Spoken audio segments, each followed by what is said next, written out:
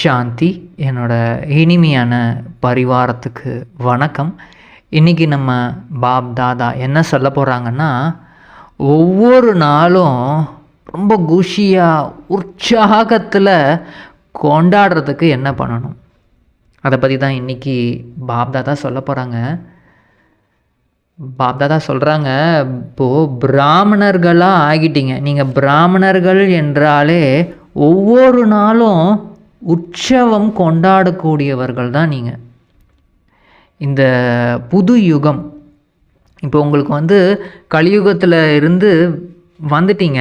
என்ன யுகம்? புது யுகத்துக்கே வந்துட்டீங்க. ஒரு யுகமே மாறிடுச்சு உங்களுக்கு.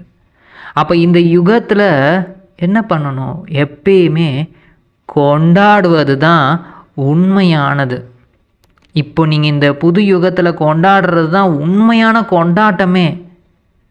ஆனால் இந்த சங்கமேகத்தில் ஒவ்வொரு நாளும் நீங்கள் நல்லபடியாக கொண்டாடிக்கிட்டே இருக்கீங்க, நாளுக்கு நாள். ஏன்னா இந்த யுகமே கொண்டாடுறதுக்காக மட்டும்தான். இவ்வளோ நாளாக மாயா ராவணன் இந்த மாயையோட பிடியில் மாட்டிகிட்டு இருந்தீங்க. அந்த உடல் உணர்வின் காரணமாக, அப்புறம் யார் என்ன உண்மையே தெரியாமல் மாட்டிகிட்டு இருந்தீங்க. ஆனால் இப்போ எல்லா உண்மையும் தெரிஞ்சிருச்சு. இப்போது இறைவன் மேலே முழுமையான நிச்சய புத்தி, இறைவனே நம்ம கூட இருக்கார் அப்படின்னா, அப்போ இந்த யுகம் ஃபுல்லாகவே கொண்டாடக்கூடிய யுகம் தானே. ஒவ்வொரு நாளும் போதையிலே இருக்கக்கூடிய நாள். நீங்கள் ஒவ்வொரு நாளும் போதையிலே இருக்கணும். ஒவ்வொரு நாளும் குஷி என்ற ஊஞ்சலில் ஆடக்கூடிய நாள். உங்களுக்கு இந்த யுகத்திலேயே, எல்லா யுகத்துலேயும் விட இந்த யுகத்தில் தான் உங்களுக்கு எல்லாமே தெரியுது. எப்பயுமே அப்போ இறைவன் சதா சச்சித்தானந்தமாக இருக்கக்கூடிய இறைவன் நம்ம அப்பாவா நம்ம கூடவே இருக்காருன்னா, அவர் இந்த ஞான ஊஞ்சல், இந்த ஞானம் கேட்டு கேட்டு குஷியில் ஊஞ்சல் ஆடிக்கிட்டு அவர் நினைவிலேயே ஆடிக்கிட்டே இருக்கணும். அழிவற்ற பாட்டை பாடக்கூடிய நாள். நீங்கள் அழிவற்ற பாட்டை பாடிக்கிட்டே இருக்கணும். அதனால் இந்த பிராமண வாழ்க்கையில் ஒவ்வொரு நாளும் கொண்டாடிக்கிட்டே இருக்கிறீங்க தானே. பாபா கேட்குறாங்க, ஒவ்வொரு நாளும் பிராமணர்களுக்கு ஆர்வம் உற்சாகத்தை அதிகப்படுத்தக்கூடிய உற்சவ நாள். ஒவ்வொரு நாளும் அப்படியே உற்சாகம் அதிகமாகிட்டே இருக்குது. முன்னாடி இருந்ததை விட அதுக்கு அடுத்து ஒவ்வொரு நாளும் அப்படியே இன்க்ரீஸ் ஆகிக்கிட்டே இருக்குது. அதனால தான் நினைவார்த்தமாக இந்த பாரதத்தில் அநேக விதமான இந்த உற்சவங்களை கொண்டாடிக்கிட்டே இருக்கிறாங்க. இப்போது பக்தியில் பாரதத்தில் தான் அதிகப்படியான பண்டிகைகள், அதிகப்படியாக இந்த கோவிலில் அந்த உற்சவம் நடக்குது. சாமிக்கு அந்த சிலைக்கு அவ்வளோ பூஜைகள் பண்ணி அவ்வளோ கொண்டாடுறாங்க. அதெல்லாம் வேறு யார்? நம்ம இப்போது பிராமணர்களாகி ஒவ்வொரு நாளும் அப்படி இன்க்ரீஸ் ஆகிட்டே இருக்குது அந்த உற்சாகம், குஷி. ஏன்னா நிறைய புரிஞ்சுக்க தான் இன்னும் குஷியாக இருக்க முடியும். ப்ளஸ் பாபாவோட கனெக்ஷன் நமக்கு அதிகமாக கிடைக்க தான் அப்படியே இன்க்ரீஸ் ஆகிட்டே இருக்கும். அதுக்கு ஃபஸ்ட்டு இந்த உலகத்தை மறந்துடணும். ஏன்னா இந்த உலகத்தில் நமக்கு இன்னமும் இதை கிடைக்குமா, அது கிடைக்குமா அப்படின்னு, இந்த உலக வாழ்க்கையில் நமக்கு எதெல்லாம் கிடைக்குதோ அப்படின்ற அந்த விஷயங்களை மொத்தமாக மறந்துடணும். அங்கேருந்து ஒன்றும் கிடைக்காது அப்படின்றத புரிஞ்சுக்கிட்டு, எல்லாமே இங்கே சூட்சுமமாக இருக்குது அப்படின்றத நம்ம நல்லபடியாக புரிஞ்சுக்கணும். அப்படி புரிஞ்சுக்கிட்டோன்னா நம்மளுக்கு ஒவ்வொரு நாளும் உற்சவம் தான், கொண்டாடிக்கிட்டே இருப்போம். அந்த நினைவார்த்தம் தான் நம்ம பாரதத்தில் கொண்டாடிக்கிட்டே இருக்கிறாங்க. இப்போ கூட தசரா பண்டிகை வருது, அவ்வளோ கொண்டாட்டம். பாரதத்தில் வருடத்தின் அனைத்து நாட்களும் கொண்டாடப்படுவது பிரசித்தமாக இருக்குது. ஏதாவது இப்போது ஒவ்வொரு நாளும் ஏதாவது ஒரு கொண்டாட்டம் வந்துக்கிட்டே தான் இருக்குது, அதுவும் பாரதத்தில் தான். அதனால் பாபா சொல்கிறாங்க, இது பிராமணர்களாகிய உங்களோட ஒவ்வொரு நாளின் கொண்டாட்டத்தின் நினைவார்த்தமாக தான் இங்கே வந்து பாரதத்தில் இந்த மாதிரி நினைவு சின்னமாக உருவாக்கப்பட்டிருக்கு. அப்போது உங்களோட நினைவாக தான் பாரதத்தில் அவ்வளோ பண்டிகைகள், அவ்வளோ கொண்டாட்டங்கள் வந்து இருக்குது. அதுலேயும் அந்த பக்தியில் கூட சொல்லுவாங்க, இப்போ வந்து சாமி வந்து மலை ஏறிடுச்சு, உற்சவம் அடைஞ்சிருச்சு அப்படின்னு சொல்லுவாங்க. அப்போது வந்து ஒவ்வொரு நாளும் அந்த இன்ட்ரெஸ்ட், அந்த உற்சாகம் வந்து இன்க்ரீஸ் ஆக ஆக ஆக ஆக ஆகிட்டே இருக்கும் போது அவ்வளோ இந்த அசுரர்கள் எல்லாம் அழிஞ்ச மாதிரி காமிப்பாங்க. அப்போது நம்ம உற்சாகத்தை அதிகப்படுத்திக்கிட்டே இருக்கணும். அதிகப்படுத்துறதுக்கு நம்ம இந்த ஞானம், பாபா இன்றைக்கி முரளியில் கூட என்ன சொல்கிறாங்கன்னா, இனிமையான குழந்தைகளே, நீங்கள் சதோ பிரதானம் ஆகக்கூடிய இந்த படிப்பினால் தான் வருமானத்தை சேமிக்க முடியும். இந்த படிப்பு, ஏன்னா எண்ணங்களுக்கு ஏற்ற மாதிரி தான் வந்து நம்மளுக்கு குஷி அதிகமாக ஆகும். அதனால் படிக்கும் நேரத்தில் புத்தி வந்து இங்கும் அங்கும் அலையவே கூடாது. பாபா கேட்குறாங்க, இப்போது டபுள் அஹிம்சாவாளர் மற்றும் மறைமுகமான போர் வீரர்களாகிய உங்களின் எந்த வெற்றி நிச்சயிக்கப்பட்டிருக்கு? இந்த உலகத்தில் வந்து எல்லாருமே வந்து வெளியில் வந்து போர் பண்ணிக்கிட்டே இருக்கிறாங்க. ஆனால் பாபா சொல்கிறாங்க, குழந்தைகளாகிய நீங்கள் போர் பண்ணுறதே யாருக்குமே தெரியவே தெரியாது. ஆனால் நீங்கள் தான் உண்மையான வெற்றி அடைகிறீங்க. இவங்க என்ன சும்மா உட்காந்துட்ருக்காங்க, இந்த மாதிரி நினைவு பண்ணுறாங்க, யோகா பண்ணுறாங்க, அப்புறம் இந்த ஞானத்தை படிச்சுட்ருக்காங்க. இதில் என்னங்க வெற்றி இருக்குது? அப்புறம் சேவை பண்ணுறாங்க, இதெல்லாம் பண்ணிகிட்ருக்காங்க. இதனால் உலக வாழ்க்கையில் இவங்க எந்த வெற்றி அடைகிறாங்க அப்படின்ற மாதிரி கேட்குறாங்க. ஆனால் வந்து பாபா சொல்கிறாங்க, நீங்கள் மாயாவை வெற்றி அடைவதற்கான முயற்சி செஞ்சுக்கிட்டே இருக்கீங்க. இதுதான் உண்மையான வெற்றியே. மாயாவை வெற்றி அடைஞ்சாதான் உண்மையான வெற்றி. நாங்கள் ராவணிடமிருந்து எங்களோட ராஜ்யத்தை அடைஞ்சிட்ருக்கோம், அடைஞ்சே தீருவோம் என்பது உங்களோட லட்சியம். இதுவும் வந்து நாடகத்தில் யுக்தியாக படைக்கப்பட்டிருக்கு. இது வந்து யாருக்கும் தெரியாது, இந்த போர் நடந்துகிட்ருக்கு அப்படின்றது தெரியாது. ஏன்னா உள்ளுக்குள்ளே தான் அந்த மாயாவை வெல்றோம். உங்களோட வெற்றி வந்து பாபா சொல்கிறாங்க, நீங்கள் வந்து இப்போது மாயா எவ்வளோ தான் வந்து திரும்பவும் நமக்கு வந்து ஏதாவது ஒரு ரூபத்தில் வந்து அடி கொடுத்துக்கிட்டே இருந்தாலும், நம்ம முயற்சி பண்ணி நம்ம வந்து அது டயர்டாகிடணும் மாயா. ஸோ அப்போது வந்து உங்களுக்கு நிச்சயமாக வெற்றி என்பது நிச்சயிக்கப்பட்டிருக்கு, நீங்கள் வெற்றி அடைஞ்சே தீருவீங்க அப்படின்னு பாபா சொல்கிறாங்க. ஏன்னா உங்களோட யார் இருக்கா?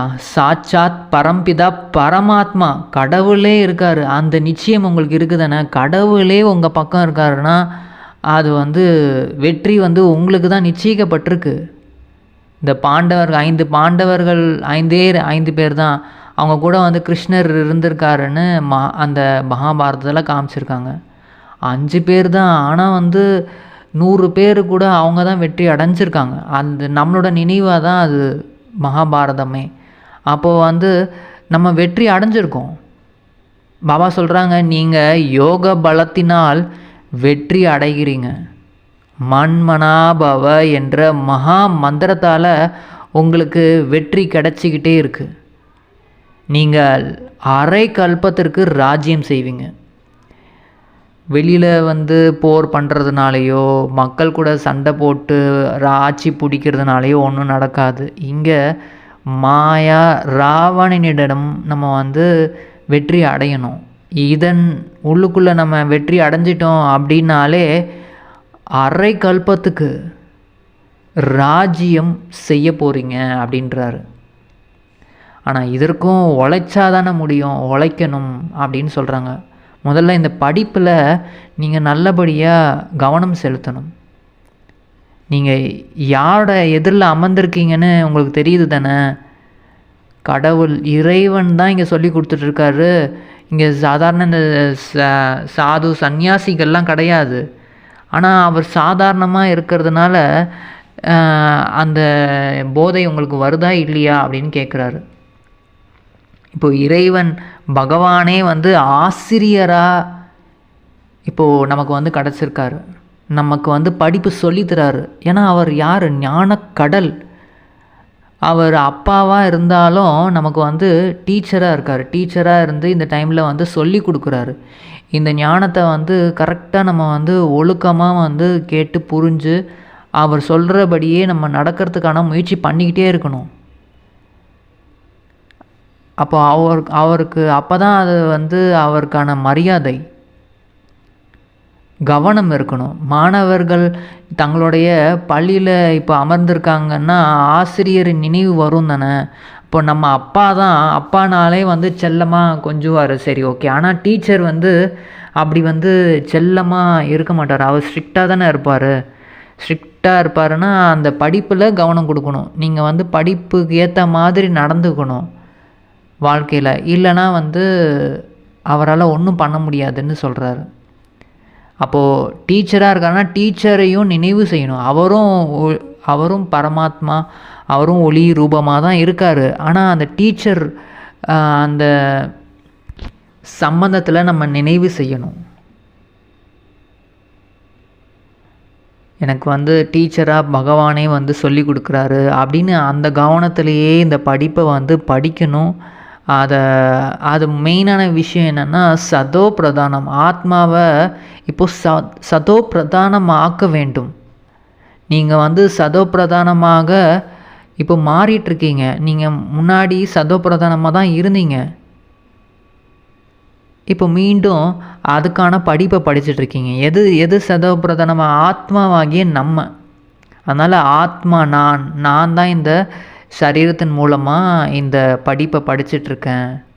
ஆத்மாவாகிய நான் வந்து பவர்ஃபுல்லாக அந்த பவர்ஃபுல்லாக ஆகணும், சக்திசாலியாக ஆகணும்.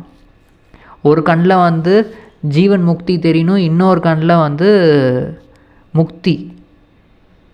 ஒரு கண்ணில் சாந்தி தாம் நம்ம வீடு தெரியணும், இன்னொரு கண்ணில் வந்து ஜீவன் முக்தி தெரியணும். வேறு எதுவுமே இந்த உலகத்தில் வந்து தெரியவே கூடாது.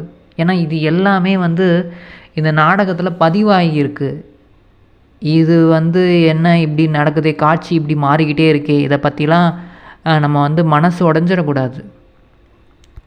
இன்னும் போக போக பார்ப்பீங்க நீங்கள் வந்து நாளுக்கு நாள் வந்து பணக்காரர்கள் கூட ஏழையாக ஆவாங்க. அவங்களுக்கு கூட வந்து பசியில் வந்து வயிறு ஒட்டிக்கும் அப்படின்னு பாபா சொல்கிறாங்க. இந்த மாதிரி ஆபத்துக்கள்லாம் இன்னுமே வரதான் போகுது. இந்த ட்ராமாவில் எல்லாருமே இறைவனை நோக்கி வந்து தான் ஆகணும். ஆனால் இப்போ உங்களுக்கு இந்த வாய்ப்பு வந்து இருக்குது. நீங்கள் முன்னாடியே புரிஞ்சுக்கிட்டீங்க அப்படின்னா வந்து இதில் வந்து கவனம் கொடுக்கணும். மழை பொழியும், அப்புறம் அந்த மழை பொழிஞ்சதுன்னா அப்புறம் அந்த நிலங்கள்லாம் தண்ணீரால் மூழ்கிடும், இயற்கை சீற்றங்கள் நடக்கும், எல்லா அழிவுகளும் நடக்கும். இதற்கு தான் இயற்கையின் ஆபத்துன்னு சொல்லப்படுது. அதுக்கப்புறமேட்டு நான் வந்து பெரிய வீடு கட்டியிருக்கேன், எல்லாமே வந்து மண்ணோட மண்ணாக போகும். இந்த அகங்காரத்தின் உச்சத்தில் வந்து மனிதர்கள் இப்போ வந்து அழியக்கூடிய சொத்தை வந்து சேர்த்துட்ருக்காங்க. ஆனால் அது எதுவுமே நிலைக்காது, எல்லாமே விநாசம் ஆகிடும் அப்படின்னு பாபா சொல்கிறாங்க. ஏன்னா அப்போ தான் வந்து இப்போது நம்மக்கிட்ட எல்லாமே இருக்குதுன்னு நம்ம இருந்துக்கிட்டே இருக்கிறோன்னா அப்போது நம்ம வாழ்க்கை வந்து திருந்த முடியாது. எல்லாருமே திருந்தி எல்லாருமே வந்து தூய்மையாகி தான் வீட்டுக்கு போக முடியும். ஸோ முன்னாடியே நமக்கு வந்து பாபா சொல்கிறாரு, நீங்கள் வந்து இந்த உலகத்தில் வந்து எதையுமே பற்று வச்சுக்காதீங்க, உங்கள் சரீரத்தின் மீதும் பற்று வச்சுக்காதீங்க. ஏன்னா நீங்கள் இப்போ தூய்மையாகணும். அது எப்படியும் அது போனக்கப்புறமேட்டு நாங்கள் வந்து பாபாவை நினைவு பண்ணுறோன்னா அது வந்து கணக்கில் வராது. அதுக்கு முன்னாடியே நம்ம வந்து தூய்மையாகணும். அவங்க வந்து அடி உத அது தெரியாததுனால இது அழியக்கூடிய விஷயத்தில் போய் அவங்க வந்து அடி உத வாங்கி அதுக்கப்புறமேட்டு தூய்மையாவாங்க. ஆனால் நம்ம தெரிஞ்சும் வந்து நம்ம அந்த மாதிரி பண்ணக்கூடாது. அதனால் பாபா சொல்கிறாங்க, இது படிப்பில் நீங்கள் வந்து முழு கவனம் கொடுக்கணும். நீங்கள் வந்து இப்போது உங்களை பற்றி யாருக்கும் தெரியாமல் இருக்கலாம். அதாவது மறைமுகமாக இந்த போர் வீரர்களாக இருக்கீங்க, யுத்தம் மைதானத்தில் இருக்கீங்க, மாயா ராவனோட சண்டை போட்டுட்டு இருக்கீங்க. ஆனால் நீங்கள் உங்களை பற்றி யாருக்கும் தெரியலையே அப்படின்னு நீங்கள் வந்து அதை பற்றி யோசிக்கவே தேவையில்லை. ஏன்னா நீங்கள் வந்து இறைவன் பகவானோட கூடவே இருக்கீங்க. இப்போ நீங்கள் வந்து மர்ஜீவா இந்த உலகத்தில் வாழ்ந்துட்டு இருந்தாலும் மர்ஜீவா, அதாவது இறந்துருங்க. இறக்குறதுன்னா அப்படியே இறந்துடுறது கிடையாது. நம்ம உடல்லேருந்து விலகி வந்துடணும். ஒரு உயிர் வந்து அந்த உடலில் இருக்கிற வரைக்கும் தான் உயிர் இருக்குது, வாழ்ந்துட்டுருக்காங்க. நம்மளுக்கு வந்து உடல்லேருந்து வெளியில் வரத்துக்காக தான் நம்மளோட பயிற்சிகள் எல்லாமே, முயற்சி பண்ணுறது எல்லாமே. இப்போ உடல்லேருந்து நம்ம ஆத்மான்னு உணர்ந்தாலே நம்ம வந்து இந்த உலகத்துக்கும் நமக்கும் எந்த ஒரு கனெக்ஷனும் கிடையாது. நம்ம அப்பாவை நினைவு பண்ணணும், பரந்தாமத்துக்கு போகணும் மற்றும் சத்யுகம் போகணும். ஏன்னா சத்யுகத்தில் எல்லாமே வந்து அவ்வளோ சுத்தமாக இருக்கும். இந்த உலகத்தில் வந்து எல்லாமே ரத்தமாக இருக்குது, எல்லாமே பழசாக இருக்குது. அப்போது அந்த உலகத்துக்கு போக போகிறோன்னு அந்த உலகத்தை பற்றி தானே நினைக்கணும். எனக்கு இந்த உலகத்துலேயே எனக்கு இது வேணும் அது வேணும்னா அது வந்து நிச்சயமாக துக்கத்தை தான் கொடுக்கும். அப்போது உங்களோட கர்மேந்திரியங்கள் சரி கண் வந்து வசப்பட மாட்டேங்குது அப்படின்னா அதுக்கு என்ன பண்ண சொல்கிறாருன்னா பாபா, நீங்கள் நினைவு பண்ணணும். நினைவு பண்ணி பண்ணி தான் அந்த புயல்லாம் வந்து அடங்கும். கர்மேந்திரியங்கள் வந்து உங்கள் கட்டுப்பாட்டுக்கு வரும். அதுக்கு முதல்ல வந்து எடுத்த உடனே நான் பாபாவை நினைவு பண்ணுறேன், நினைவு பண்ணணும்னு அப்படியே எல்லாருக்கும் வந்து எப்படியா பாபாவை நினைவு பண்ணிடணும் அப்படின்ட்டு நினைவு பண்ணுறதுக்கு முயற்சி பண்ணுவாங்க. ஆனால் வந்து பாபா சொல்கிறாங்க, நீங்கள் எடுத்த உடனே நினைவு பண்ண முடியாது. ஃபஸ்ட்டு நீங்கள் வந்து எல்லாத்துலேருந்து விலகணும். நீங்கள் வந்து ஒரு ஆத்மானு நல்லபடியாக உணர்ந்து ஒரு அட்லீஸ்ட் ஒரு 10-15 நிமிஷம் ஆச்சு, நம்ம இல்லை ஒரு அரை மணி நேரம் கூட நம்ம ஆத்ம உணர்வுலேயே இருக்கலாம். எல்லாத்துலேருந்தும் விலகணும். எண்ணங்கள்லேயும் நம்ம கவனம் கொடுக்கணும்.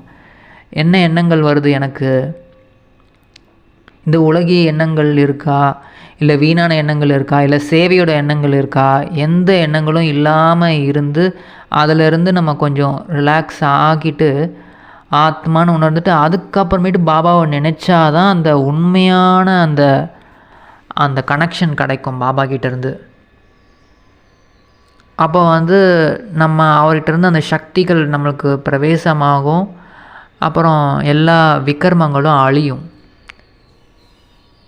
அதனால் பாபா சொல்கிறாங்க, நீங்கள் சேவையும் நல்லபடியாக பண்ணணும் மற்றவங்களுக்கு. அதாவது புண்ணியமும் வேணும். நம்ம வந்து புண்ணியத்தை சேர்க்கணும் இல்லையா. இந்த படிப்பு மூலமாக நமக்கு வந்து உயர்ந்த பதவி கிடைக்கும். ஆனால் வந்து யார் சேவை செய்கிறாங்களோ அவங்களுக்கு தான் வந்து எல்லா விதமான, ஏன்னா மற்றவங்களுக்கு உதவி செய்யணும். நம்ம வந்து இப்போது உதவி நம்ம டைரெக்டாக வந்து சிவபாபா வந்து எதையும் பண்ண மாட்டார். நம்ம தான் வந்து இந்த உலகத்துக்கு புரிய வைக்கிறதுக்கு நம்ம நிமித்தமாக ஆகியிருக்கோம். நம்மளால் எப்படி முடியும் அப்படின்னா நினைக்கவே கூடாது. ஏன்னா நம்ம கூட இறைவன் பரமாத்மா இருக்கார். அதுக்கு ஃபஸ்ட்டு பாபா சொல்கிறாங்க, வரதானம் என்ன சொல்கிறாருன்னா, தேக உணர்வுகளை தியாகம் செய்யணும். அப்போ தான் வந்து கோபமற்றவர்களாக ஆகக்கூடிய பணி உள்ளம் கொண்டவர்களாக ஆக முடியும். இப்போ எந்த குழந்தைகள் தேக உணர்வை தியாகம் செய்கிறாங்களோ அவங்களுக்கு ஒருபோதும் கோபம் வரவே முடியாது. ஏன்னா கோபம் வருவதற்கு 2 காரணம் இருக்குது. ஒன்று வந்து யாராவது ஏதாவது பொய்யான விஷயங்களை பேசுகிறாங்க, அப்போ வந்து வரும். இன்னொன்று எப்போ வரும்னா யாராச்சும் நம்மளை வந்து நிந்தனை செஞ்சுக்கிட்டே இருக்காங்கன்னா அப்பையும் கோபம் வரும். இந்த 2 விஷயங்கள் தான் கோபத்துக்கு பிறப்பே கொடுக்குது. அப்போது அத்தகைய பரஸ்திதியில் பணி உள்ளத்தோட இருக்கணும். அப்போ எப்படி நடக்கும்னா அந்த வரதானம் என்ன வரதானம் பாபா சொல்கிறாங்கன்னா, நீங்கள் வந்து அபகாரிகளுக்கும் உபகாரம் செய்யக்கூடியவர்கள். உங்கள் டைட்டிலே வந்து அபகாரிகளுக்கும் நீங்கள் வந்து உபகாரம் செய்யணும். இப்போ உங்களுக்கு பாடுறாங்க, அவங்களுக்கு வந்து அவங்கள வந்து தழுவி கொள்ளுங்கள் அப்படின்னு பாபா சொல்கிறாங்க. அவங்களுக்கு வந்து அவங்க தான் அவங்களோட உண்மையான நண்பனை நீங்கள் புரிஞ்சுக்கணும். நம்மளை வந்து திட்டிக்கிட்டே இருக்காங்க. நம்மளை யார் திட்டுவாங்க, நம்ம திட்டுறதுனால என்ன நடக்கும், நம்மளை வந்து அமைதியாக இப்போது வந்து நம்ம இருக்கிறோமா இல்லையா, நமக்குள்ளே அமைதி சக்தி வந்துருச்சா இல்லையா அப்படின்னு நமக்கு செக் பண்ணுறதுக்காக இவங்க வந்திருக்காங்க. அப்போது நம்ம வந்து கரெக்டாக இருக்கணும் அப்படின்னு நம்மளுக்கு யார் பண்ணுவா, நம்மளோட நண்பன் தான் நம்மளை கரெக்டாக மாற்றுவார். ஸோ அதனால் அவங்கெல்லாம் நம்மளோட நண்பர்கள் அப்படின்னு புரிஞ்சுக்கணும். அப்போ தான் அற்புதம் அவங்களே சொல்லுவாங்க, ஆஹா அற்புதம், நீங்கள்லாம் வந்து என்ன தான் பண்ணாலும் நீங்கள் வந்து அமைதியாக இருக்கீங்களே, எவ்வளோ பொறுமையாக இருக்கீங்களே அப்படின்னு அவங்களே வந்து பாட ஆரம்பிச்சிருவாங்க. அப்போது தான் உலகத்தின் முன்னால் உங்களுக்கு புகழும் கிடைக்கும். ஸ்லோகன் பாபா சொல்கிறாங்க, மகிழ்ச்சியின் அனுபவம் செய்வதற்கு மாயாவின் அடிமைத்தனத்தை விட்டு சுதந்திரமாக ஆகணும். இப்போ நீங்கள் எப்பயுமே சதா உற்சாகமாக குஷிலேயே மகிழ்ச்சியே அனுபவம் செய்யணுன்னா இந்த மாயாவின் அடிமைத்தனத்தை விட்டுடணும். அதிலேருந்து சுதந்திரம் ஆகணும். ஃப்ரீடம், உண்மையான ஃப்ரீடம் வந்து கிடைக்கணும். பாபா சொல்கிறாங்க, ஜுவாலாமுகி ஆகி அசுர சமஸ்காரம் அசுர சுபாவம் அனைத்தையும் பஸ்மமாக்கிடுங்க. எப்படி தேவிகள் நினைவார்த்தமாக காட்டுறாங்க இல்லையா, அந்த எல்லாத்தையும் அந்த அசுரர்கள் எல்லாத்தையும் அப்படியே பஸ்மமாக்கிட்டாங்கன்னு. அப்படி எப்படின்னா அந்த ஜுவாலையில் நம்ம ஆத்ம உணர்வுலையே இருந்து அப்படியே கொழுந்து விட்டு எரியக்கூடிய அந்த ஜுவாலாவாக நெருப்பாக அப்படியே ஆகணும், எரிஞ்சிக்கிட்டே இருக்கணும் பாபாவோட நினைவில். அப்படி எரிஞ்சிக்கிட்டே இருக்கிறோன்னா அப்போ தான் வந்து சமஸ்காரம்லாம் வந்து அந்த அசுரர்கள்லாம் வந்து அழியும். அங்கே அசுரர்கள் காமிச்சிருக்காங்க, ஏதோ ஒரு மனுஷங்க இருக்காங்க, அந்த மாதிரி மனுஷங்கள்லாம் யாரும் கிடையாது. அதை வந்து அசுர சக்திகளை அழிச்சிருக்காங்க. இது வந்து இப்போது உங்களுக்கு புரிஞ்சிருச்சு. அதனால் நீங்கள் வந்து என்ன பண்ணணும், ஜுவாலா ஸ்வரூபம் ஸ்திதியில் அந்த நினைவார்த்தமாக ஆகணும், நினைவு அந்த மாதிரி ஆகணும். இப்போது அத்தகைய யோகத்தின் ஜுவாலையை கொழுந்து விட்டு எரிய செய்யுங்க. இப்போது இன்னும் டைம் இருக்குங்க அப்படின்னுலாம் நினச்சிட்டு நம்ம டைம் வேஸ்ட் பண்ண முடியாது. ஏன்னா டைம் வந்து ஆல்ரெடி நெருங்கிருச்சு. அப்போது வந்து இந்த உலகிய வாழ்க்கையிலேருந்து உலகிய விஷயங்கள் எல்லாத்துலேருந்து வேஸ்ட்லேருந்து எல்லாத்துலேருந்து விடுபடணும். அப்போ தான் இந்த ஜுவாலா ஸ்வரூபம் வந்து ஏற்படும். இதில் இந்த கலியுக உலகம் எரிஞ்சு பஸ்மம் ஆகிடும். அப்புறம்தான் வந்து இந்த கலியுகமே வந்து எரிஞ்சு சாம்பலாகும். நமக்குள்ளே வந்து அசுர சமஸ்காரம் இருந்துக்கிட்டே இருக்குன்னா உலகம் வந்து அப்படியே தான் இருந்துக்கிட்டே இருக்கும். என்னடா இந்த உலகம் இன்னும் நல்லா தானே இருக்குது அப்படின்ற மாதிரி இருக்கும். ஏன்னா நம்ம இன்னும் எரிச்சு சாம்பல் ஆக்கலை. அப்போ தான் வந்து விநாசம் வரும், புது உலகமும் ஸ்தாபனை ஆகும். பாபாவுக்கு மிக மிக மிக மிக நன்றி. எங்களுக்கு தினமும் உற்சாகத்தில் கொண்டாடக்கூடியவர்களை எங்களை மாற்றிட்டீங்க பாபா. ரொம்ப ரொம்ப நன்றி. ஓம் சாந்தி.